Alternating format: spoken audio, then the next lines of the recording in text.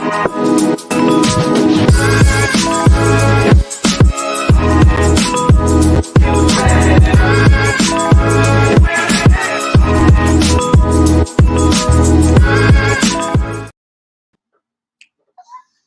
hey everybody. What's going on out there in your world? I'm Sadia Davis, and I'm the producer of Reel to Reel, where we engage conversations with intellectual property, real ideas, putting them into life in content, telling the narrative, your story on screen, music, video games, you name it. So that's the Reel, R-E-E-L, to real property, real estate and development, and all of the things that are built in our cities that thrive and put forth entertainment. So I'm really excited tonight to share with you someone who is near and dear to my heart. But before we do that, check in with yourself. How often are you reading? Are you reading on a Kindle, on a screen, or are you a page turner like me? Well, I'm really excited to bring up tonight's first guest, Melissa G. Wilson. Melissa G. Wilson is founder and president of Networlding Publishing, author of 5 bestsellers on networking and leadership. She's a publisher and book creation expert of books from Tom Peters and 150 other thought leaders. Online courses and community creator. She's a mentor, a teacher, and on the new world of publishing. Melissa G. Wilson, I have to just say hello. Hello. How are you feeling there, friend? I'm feeling exhilarated, especially from your introduction. Thank you. Well, you know, I have to. I've got to shine all the love. Last week we had, or actually a couple of weeks ago, we had on the 3 other authors in our 33 Ways Not to Screw Up series, and you're the publisher of that series. So we are also grateful and thankful for your invitation for all of us to participate. So tell everybody a little something about you that maybe they don't know. Okay, probably a lot, but if they didn't know me, but I'm very passionate about creating and love books, have always loved books, have always been a reader, and since the age of 4, a writer and a reader, and just am grateful to be able to be in what I consider now as the second renaissance. Might even be the third renaissance, but it's a renaissance for sure around creativity, and books and content creation are hotter and more a field that's more lucrative than I think it's ever been, depending upon where you begin and what you focus on. There's just a lot of amazing trends that offer opportunities to people of all ages to get involved in creation. Well, it's so funny that you mentioned the word trends. Because that's right. Our next guest is actually someone who looks at trends. But speaking on what you're talking about, we're at a critical time where many have said we were in a renaissance pre-COVID. And I would argue to say that since COVID, people have figured out other ways to do things. I ended up writing a book. I mean, hello, I always wanted to. Thanks to you. You kept pushing me forward. Yes, just like people got dogs. So many, I see dogs everywhere now. Yeah, everywhere. And, you know, so many more now. People are writing more. And every platform possible, LinkedIn, Facebook, Twitter, they're all going to paid content creation. So that happened it's not even post-COVID, but still happening right now. COVID time. Yeah. Yeah. So let's take a look at some of your books. It's my understanding. So you work with authors. Yes. Talk to us a little bit about making your net work with Billy Dexter. Yeah. So each author is very special. Each author comes just like, we all have different fingerprints. They come with their own special creation, but many times they don't know what that is. So there's a lot of even imagination sessions where I basically ponder what could be possible for them. Yeah. And someone said a couple of weeks ago, I'm good at finding those synergies.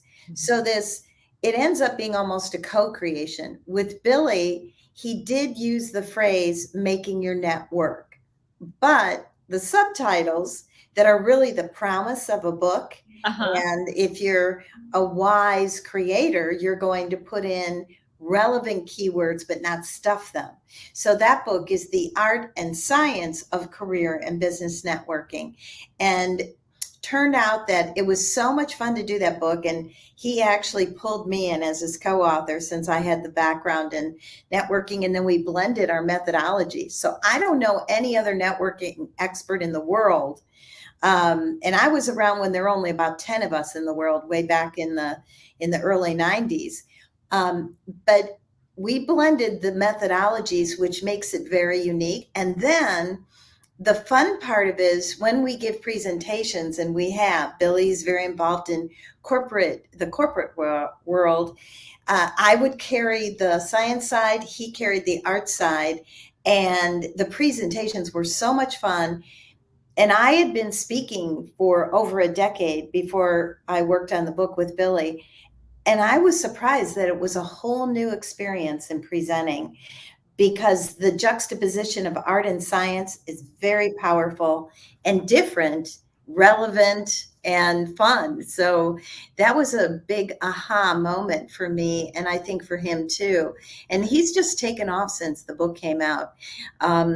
Billy, who's the best networker in the world that I know, and yeah, that you know too. It's so exciting to be able to birth a book like that and then see somebody's career be even more exciting for them because they have a book. Well, I want to share something with our audience, and it's not something to skip over lightly. Melissa has said that she is one of, and Billy is another, in terms of networking in the world. That I want to make sure people caught what you said, because it's true. I met you, Melissa G. Wilson, at a networking event around the subject of networking, thanks to Bob Gabriel. And my mentor forever and dear friend, Fred Sagman, invited me, who knows you. And Fred is a serial connector. Yes. And that's when I became aware of not only you, but your book called Networking is Dead. Yes. So I want to really share that, because when we talk about, the development of content creation, and the business of anything, it starts with relationships.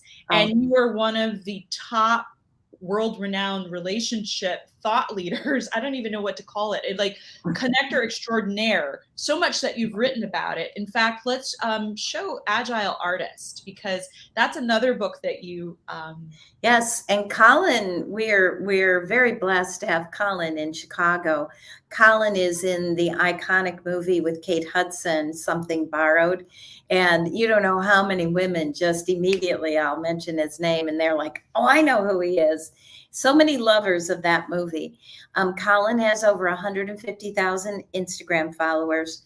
And when he was introduced to me, what I do, I truly do a lot of channeling. There's just so much interesting things that go on. But what I felt for Colin is that he really had an edge around creativity. When I heard him talk, and after working with 150 authors over 10 years, it's like my ear picks up certain things. And I felt he was extraordinary in the area of creativity. So I directed him not only to definitely write a book, but to write a book about creativity. And now he has all these courses on creativity. He does acting classes. What we don't know about a lot of actors is they are often at the whim of It's a whoever pattern. signs them, right? Yeah. So I really wanted something for Colin that was more steady. Yeah. And it turned out that Agile Artist, it's an absolutely beautiful book. It's also a memoir. Colin was right across from 9/11 when it happened. And he also had a bout with cancer. I mean, he is an extraordinary human being. And I know you've had him on your, on other shows that you have too. And I can't say enough things. He's the kindest person and brilliant. So I Well, recommend anyone check him out, see if they want to jump in a class that he's holding, because he's that great supporter for anyone who's creative. yeah, he absolutely is, and he happens to also do real estate. So we Yes, will he get him in a does. conversation. Yes. But speaking of, you mentioned earlier trends.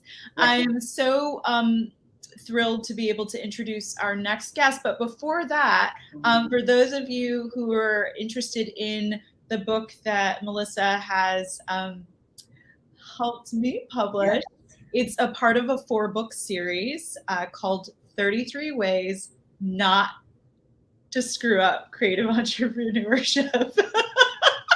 I love the title. It's so much fun. So thank you, Melissa, so much for Thank you. providing me an opportunity to share my voice by way of your publishing company, Networlding. If you can hang out for a bit, I'd love to bring you back in conversation Sure. with our next guest. Thank you. Thank you. Oh, wow. What a joy. Okay, let's talk about market trends. Ooh, Blue Apple. Getting a little hungry. Alan Reminick, he's an expert in commodities, trading international markets, and macroeconomic trends. He uses advanced mathematics to forecast market trends, weekly reports to billion-dollar clients, and industry experience spans over 35 years. What are we talking about here? We're talking about Big Apple media trends. What's going on? It's just numbers. Listen, I want some of those numbers. You want some, right? Yeah. It's like win the lottery, right? Okay. Yeah. What I do is, my background is mathematics. I was a math professor years ago in Brooklyn College in New York. And I enjoyed math. And, I was always off the grid. I never wanted to do anything normal, so I kind of decided to look at the markets from the point of view of mathematics. And then there were these kind of esoteric approaches, which are somewhat known, W.D. Gann and Elliott's work, Elliott wave theory. And I started learning those back in about 1987, 88. And then I got a really excellent teacher who was like a super genius. His name was Jerry Bomering, Dr. Jerome Bomering, from the Investment Center in California. And I would go out to seminars with him every 3 months for a couple of years, went to 9 seminars and learned some remarkable stuff. At the same time, and this probably people don't know, is I started studying Vedic astrology. And Vedic astrology is it's an ancient system of astrology that's a little different than Western astrology. They have a lot in common, but it's got some differences. And the differences I found to be meaningful in that they work better, particularly in the markets, using the astrology to locate cycles and using other mathematical tools that I learned independently, time series analysis, and a variety of other things, pattern recognition. Using these together, you got powerful results. Powerful. The good news is, the thing with people is you try to forecast something about your own life, and it's subjective. There's a subjective value. Nobody has a diary that said, okay, on April 14th, 1994, this happened, and April 15th, But with the markets, you have data that goes all the way back to the 1800s, even the 1700s. And because money is involved, they keep track of the data precisely. They can tell you exactly what happened at 13 seconds after 8:02 p.m., on any given day, right? Right. So the data is useful, and it can help with finding cycles. And then once you find the cycles, the great thing, the fun thing, the thing that most people have no clue about is that history does repeat. If you can find that part of history that is actually repeating, you can draw a forecast of the next year, and it will be very, very close to correct. And that's what I've been doing. That's the whole, you know. Okay. So, you know, it was like, ooh, Alan, I want to share this, what you do, you know, and what you just said, I want you to repeat it, because you said that things repeat, right? There are patterns in the creative industries, even in real estate development. You know, there are cycles, right? And you're able to, as you say, forecast, but give us an idea of sort of what it looks like to have a conversation with a client. Well, I don't talk about astrology to the clients because they get freaked out.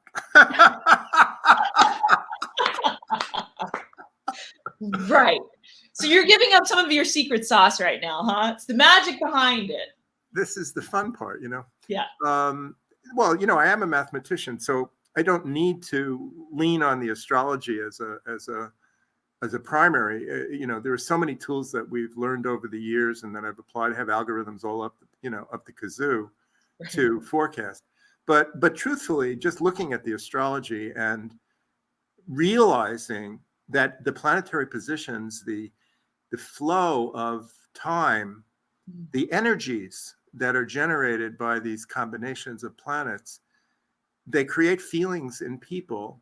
Yeah. And then the feelings create thoughts and decisions and actions. And if enough people are feeling kind of the same thing, all of a sudden they all freak out at the same time, or they're all happy at the same time. And markets are basically emotional. You know, people think they're based on fundamentals and, you know, this is a good company and they have a good product and all that. And to a certain extent, that's absolutely true. But the ups and the downs and the timing of the changes in a particular company and when it starts to improve and when it doesn't, even the CEOs of those companies haven't got a clue when that's going to happen. But when you look at the cycles in the data of the company, you don't need the astrology to do this. You can just use the data. But if the company is new and it has no history and you have no data to work with, the astrology is very helpful because you know when it was born. And if you know when it was born, you kind of have a very good idea what the cycles may look like going forward and when the good periods are and when they're not. And so what do you do? What do you do? Like if you're about to run into a wind, you know, or a hurricane, you don't open your wings and decide to fly. All right, Alan. Well, okay, so let me track back because this is something that, you know, people don't always think about. When you're going to start a company, what you just said is that company has a birth date. I said last week when we released our published book, today's my release, it's a birth date. Forever that date will be that date. So intentionally then, would you maybe recommend to some people, think about the date that you incorporate your company because that date has something to do with something? Well, personally, I use what it's called Muhurta, Muhurtha. It's a Vedic astrological tool. They use it in Western astrology also. It's finding a good time to start something. If it's an important thing, if you want to start a business and you want that business to be very successful and to live for a long time, you would, under this theory, you would find a time that supports success, supports ongoing growth, success, money, whatever you want to come out of the business. If you want to get married, people find Muhurts to get married so that there's a better chance the marriage will be happy and healthy and long-lived. If you want to build a building, you put a cornerstone in at a certain time. These principles have been used for thousands of years, mostly in the East, you know, the Vedic techniques. But I use them, and I found they're very, very, you know, they're great. They're great. Yeah. I happen to know they're great, and I happen to know you're great because, Alan, I've known you now, what, has it been 5-6 years? Yeah. More? Maybe more. Yeah, maybe 8 years or so. I think so, like 8 years. Yeah. I didn't put a date stamp on when I met you.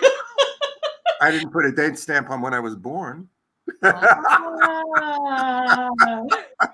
And this is where it gets deep, you guys. Well, I'd love to do, I just want to check before we bring Melissa up. Is there anything, Kayla, do you have any questions for Alan before we bring Melissa back up?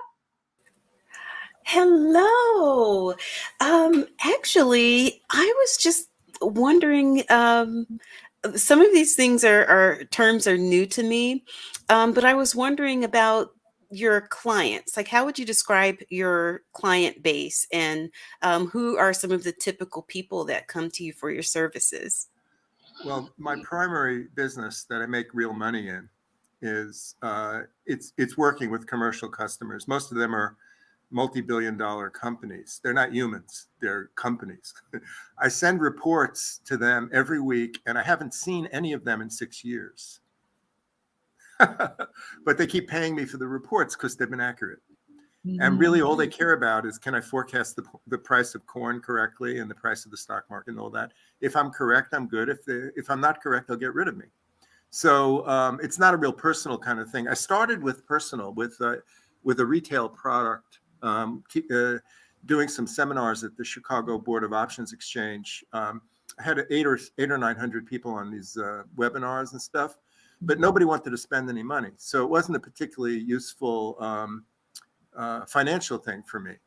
But then I found that the professional traders and the larger companies, first of all, they appreciated what I did much more. They understood it much better. And they were spending so much money on their trades. They would buy and sell $40 or $50 million, corn contracts daily. So if they had to spend, 6 figures on some research, and they didn't have the people like me in their house, in-house, so I was kind of an outsourced research department. And that's what I do. So, and most of what I do is it's all computer-driven stuff. And so that's one thing. But the other stuff with humans, with people, is I do a lot of coaching. I've been doing coaching for 40 years. And in the middle of the coaching, I found techniques to apply the astrology. It's not the primary thing, but it helps a whole bunch. Because you can get right to you could sit with a shrink for 5, 6, 7, 8 months and not find out a whole lot.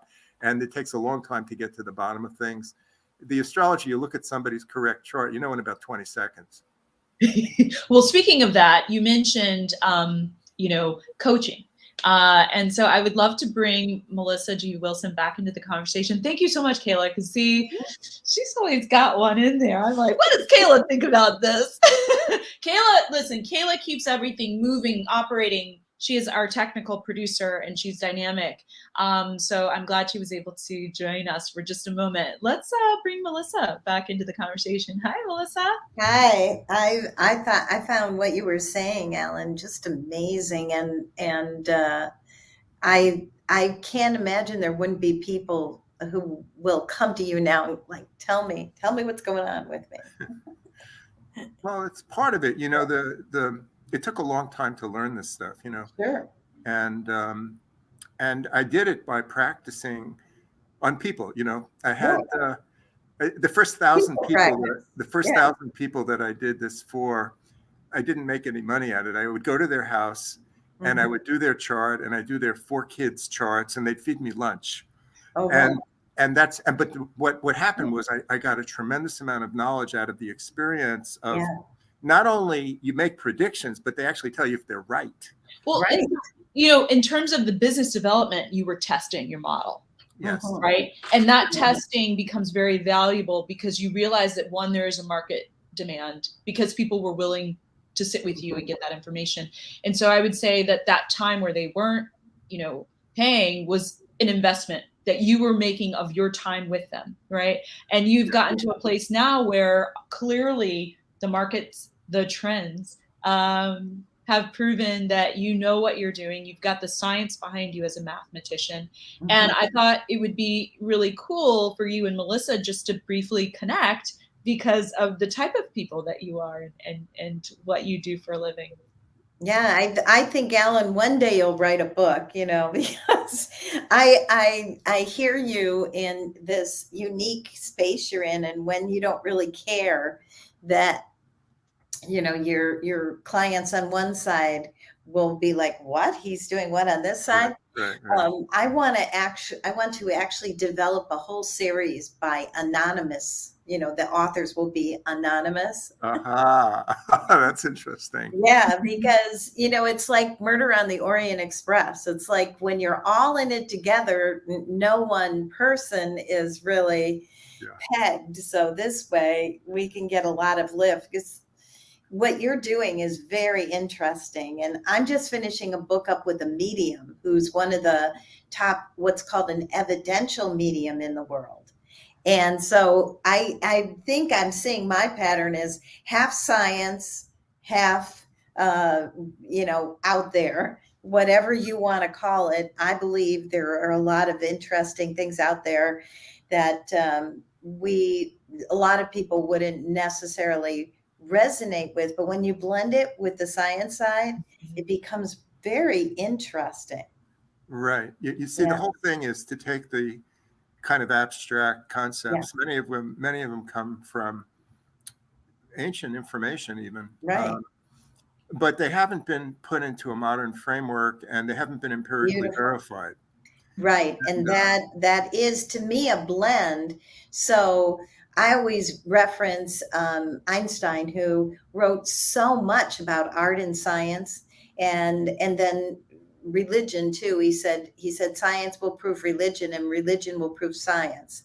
And I mean, wherever you go, there's that other side that could be proven, but it hasn't yet been. I'm not sure if the term is developed, or to you it's like the proof is in what's happening, the impact it has. Right. The thing is, what I want to do, and I have been doing, is to try to give enough concrete, satisfying examples of effectiveness of the astrology, and explain it. Not keep the don't try to hide the magic trick. Okay. Oh, that's good. Right. Yeah. Okay. I like that. Because I did a YouTube channel recently with my wife. Started 3 months ago. We got about 20 videos up there. It's talking about history and periods in history repeating. I want to watch those. How do we find those? Well, it's just under my name, Alan Reminick. Oh, cool. Okay. Yeah, cycles in history, cycles that reveal the future. But under my name. And the whole point of it is because people have a lot of anxiety about the future now. Yeah. And with the pandemic and climate issues and political polarization and a variety of things.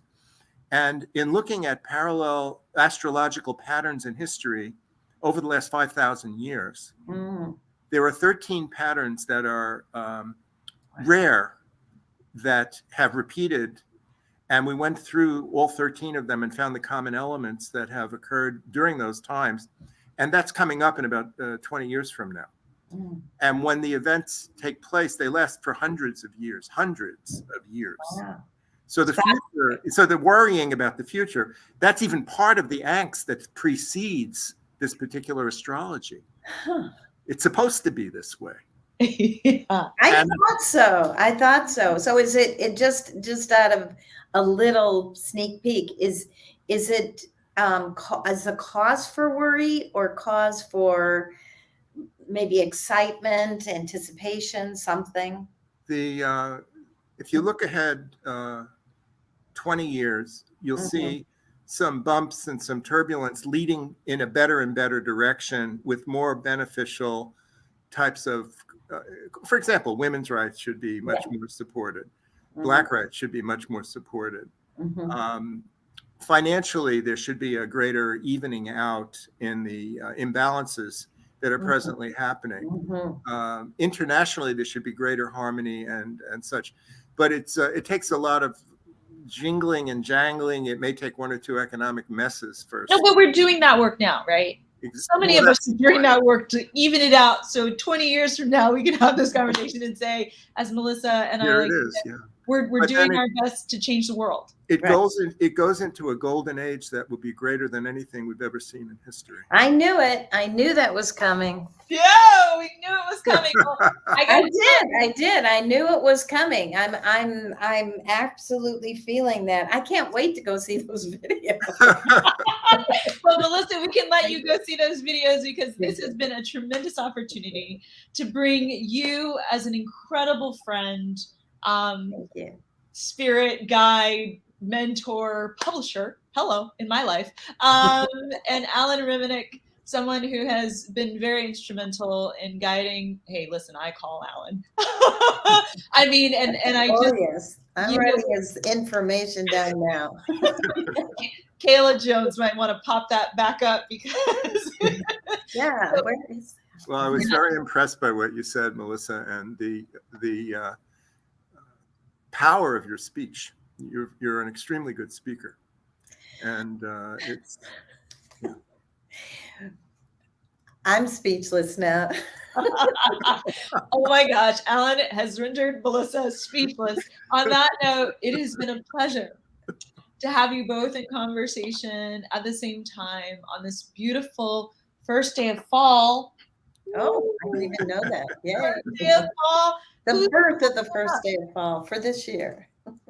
It is the first day of fall. So I wish you a good evening. Love your family. Kiss Lexi Lulu for me, the doggy.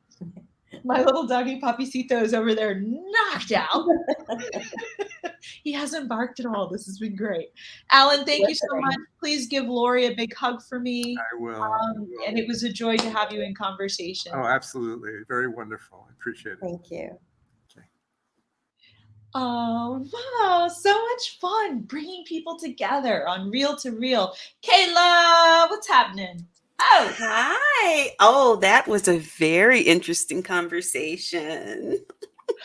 yeah. Alan also, has this incredible practice of the Jyotish where in East Indian cultures, historically, and I hope I say this right, partnering two people together who don't know each other, right? Literally looking at their birth charts and deciding, are these two people a match? So that's a really cool part of his practice as well. But anyways, listen, everybody, thank you so much for reaching into this space with us, being in conversation with thought leaders, experts in the field of which they do. It may or may not be something for you, or it just might be something that inspires the next step in your business success. Kayla Jones, I'm so happy that you joined me on this journey. You're keeping us going. Thank you. It's my pleasure to be here. Thank you, everybody, for tuning in. All right. We'll see you next time on Reel to Reel. Reel to Reel.